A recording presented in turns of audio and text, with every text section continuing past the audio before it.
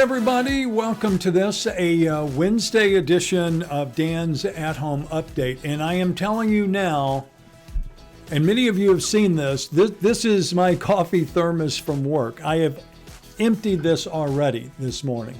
That's a lot of coffee. It is gone. It was a long night, a very short night at the same time. I stayed up too late. I slept too little. I got up very early this morning to go into work because we were trying to cover bases in elections. And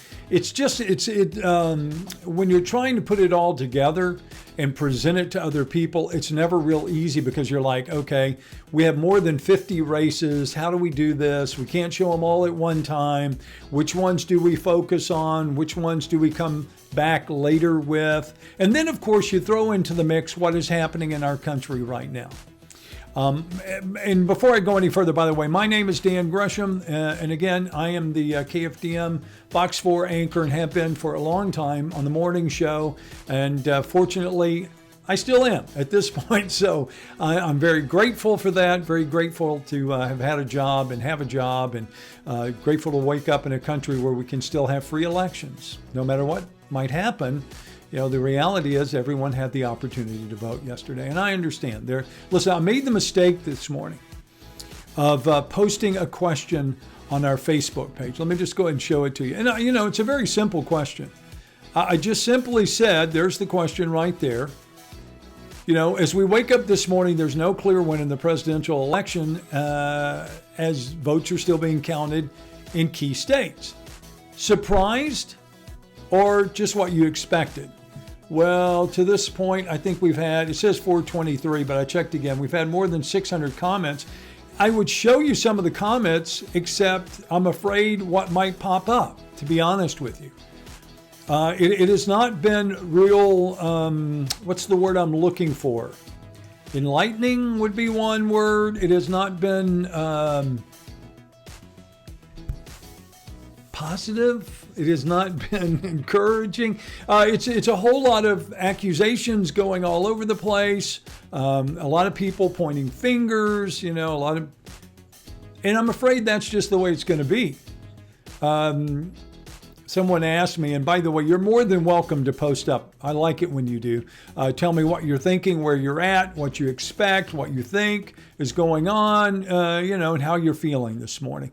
And you can do that just like you would comment on any other Facebook page. All right, so we'll take a look at those. And again, you're free to say, what you think, but don't expect everybody to agree with you when you say those things.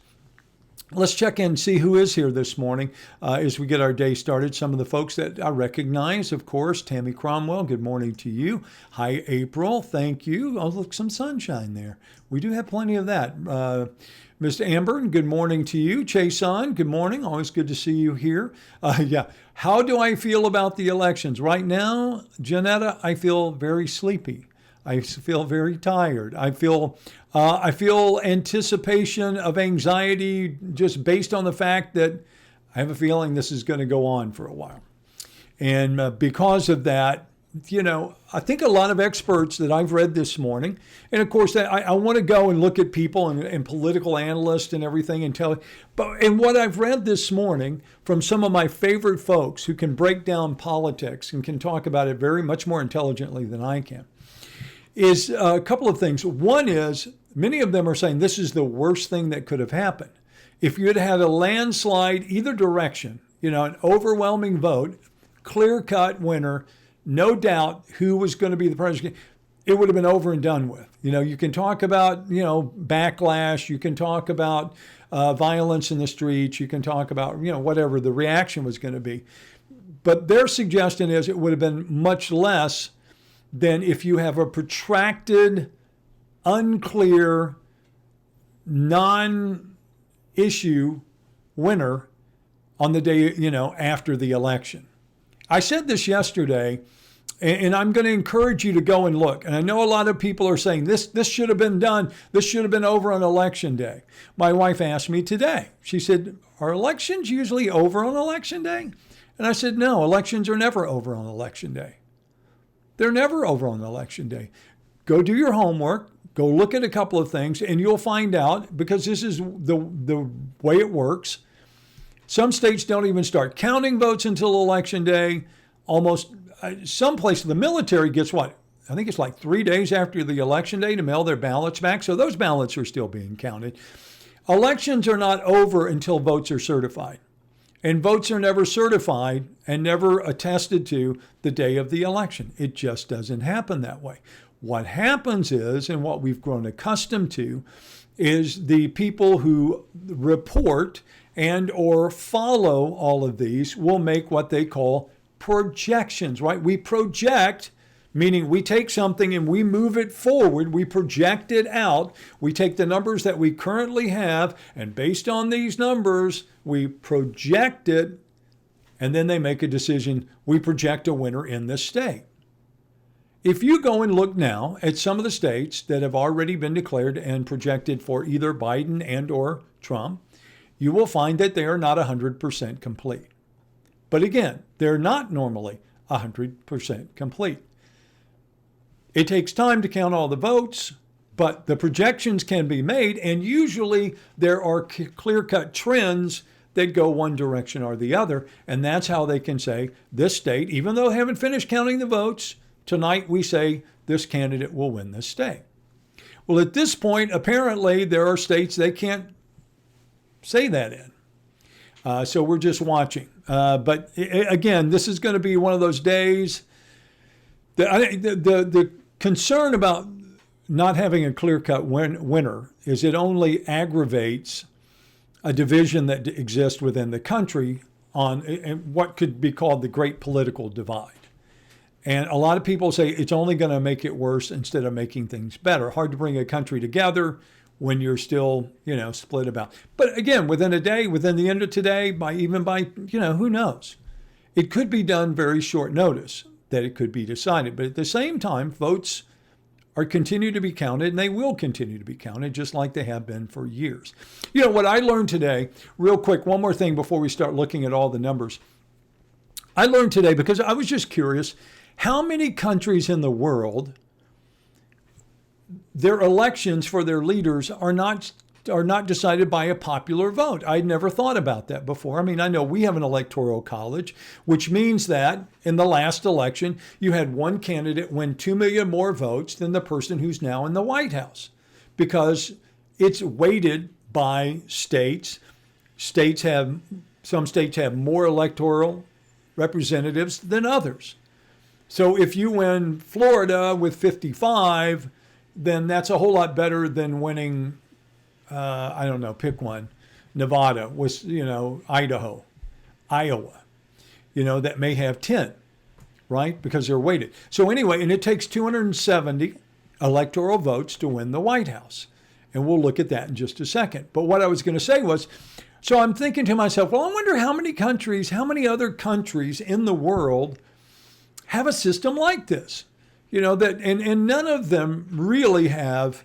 There are kind of variants on electoral colleges that are out there, but and of those variants, there are only 10 in the world, 10 that do it the way that we do.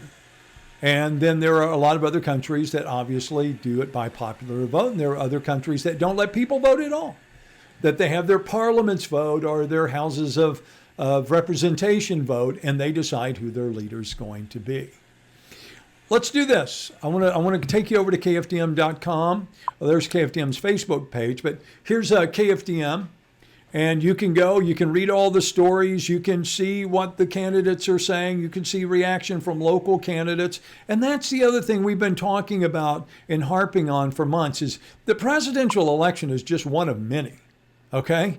It's just one of many elections that were held. You can see all the results from across Southeast Texas by going to KFDM.com. There it says complete election results, right? You go to the page and it will show you right there in blue results. You click on that. You can scroll through this page. You can see every election. At this point, it shows 88% of the votes counted in the country.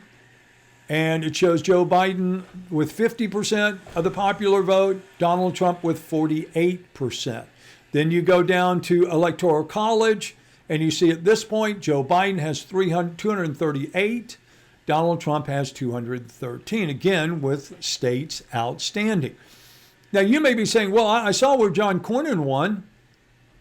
John Cornyn is the projected winner. He is not the certified winner because only 88% of the precincts have completed tabulation. All right? But he is projected to win because of the difference in the number of votes, almost 1 million difference.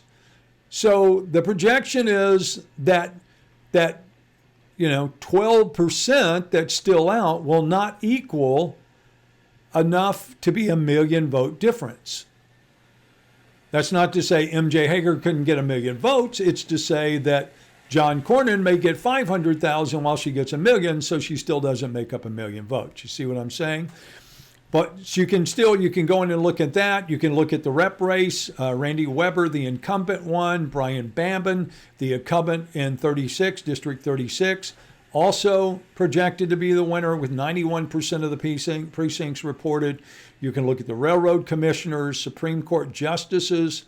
They're all there. And, of course, the reps, Brandon Crichton, the Republican, he won. Joe Desautels, who's been in office since, 98, actually hadn't had an opponent in quite some time. But Jacorian Randall ran against him. He won. One of the bigger races in Jefferson County as far as vote collection goes, Zena Stevens beats David Odom, the Republican challenger, by more than 7,000 votes. Vernon Pierce really ran unopposed, the Republican for Precinct 1. Eddie Arnold, the Republican commissioner there, retiring. And Vernon Pierce winning that. Javon Pollard, another race that drew a lot of attention in Jefferson County, beat Republican Mark Mann. You can see the numbers there, not quite, I guess better than 3,000 votes. There are the ward races for Bevel Oaks, Commissioner's Court, the Groves, also Port Neches, the Drainage District, the Mayor of Groves. They're all there. Okay, so I'm not going to go through every single one of them. There are going to be some runoff races in some of the spots in the Port Arthur City Council. There's one right there where Willie Bay Lewis and Ingrid Holmes are going to be in a runoff. So will, let's see, the other one, I think it was District 8. Yeah, Donald Frank and Raymond Scott Jr. will be in a runoff in that race. But you can go, bonds are there, everything, proposals, it's all there. Like I said, we were looking at better than 50 races, and you can see as I thumb through them, it goes all the way from the White House, to Comus Neal to Sperger, that we have races going on, and it just keeps going. But you can see all of the election results right there on KFDM.com. All right, I'll take you to a couple of newspaper headlines this morning. Chronicle, you can read all of their different stories they have. They talk about the state races. They also talk about John Cornyn winning. He's already been in office, 16 years, I believe. So he secures a 4th term. You can read that. Also, USA Today, their headline today is what you would expect, Elections 2020. And it's showing all the different states and where we stand as far as the Electoral College goes. Senate changes, House changes, talks about how how it will be affected, the markets and everything else. So you can check that. Texas Tribune has a very interesting election page, I think, because it's kind of cool. When you say, okay, here it is, here's the breakdown on the state of Texas. For a while, it really looked like, wow, are the Democrats going to turn Texas? Are they going to win Texas? But now you can see that, again, it was close, but still it was a divide of about, 700,000 people? That's not that many when you think about it. But what I was going to show you, and again, that's not all the votes. That's about 95% of the ballots counted, approximately. And those are just guesstimations to some degree. But you see urban areas versus rural areas, right? Urban areas went Biden, went Republican. Rural areas, for the most part, went Trump. But you can actually break it out county by county. For example, Harris County, 55.8 Biden, 42% Trump, right? But what about closer to home? Well, Chambers County, 80% for Trump. Jefferson County, 50 to 48.6. Trump wins in that county. In Orange County, Trump dominates. 81% of the vote in Orange County. In Hardin County, 86% of the folks there voted for Donald Trump. While in Liberty County, 79%. You can do the same. Jasper County, 80%. Newton County, 80%. Then you get to Tyler County, 84% of the people who voted for Donald Trump. So again, if you're interested, you want to see the number breakout, it's kind of a cool place to go that you can look at all the counties and see how they went. All right. So again, I'm not going to spend a whole lot of time this morning because like I said, just like you, I'm dragging a little bit just from having to go through everything last night, watch everything that's not work this morning. And as I said, there is not enough coffee in the world. It feels like Thursday, but it's only Wednesday. It's been a long week. I have a feeling it's going to be an even longer week as this thing may drag on for a while. I want to thank you for your time this morning. I want to remind you, too, you can follow us a lot of different ways. One of them is right here on Facebook, of course, KFDM News. Also, Morning TV Dan on Twitter and Dan's at Home. If you want to subscribe to the YouTube page, you certainly can. And we will keep you up to date. We post all of these right back to our YouTube channel every single day. Ask before you go this morning, leave us a like or some indication that you've been here. We would appreciate that. And of course, we will look forward to talking to you bright and early tomorrow morning. Let me just leave you with one thought. And that is this. Again, appreciate the fact that we live in a country where we get to vote, right? And nobody is standing over your shoulder while you do it.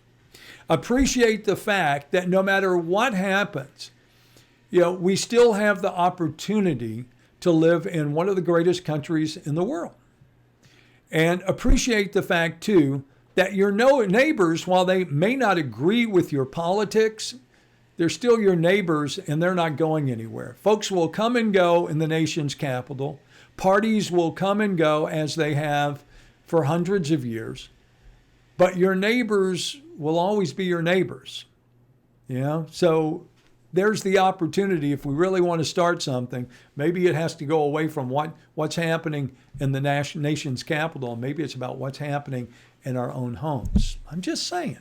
All right, go out and make it a terrific day. I'll look forward to seeing you again tomorrow morning, bright and early on KFDM TV and KBTV, and of course right here with the At Home Update.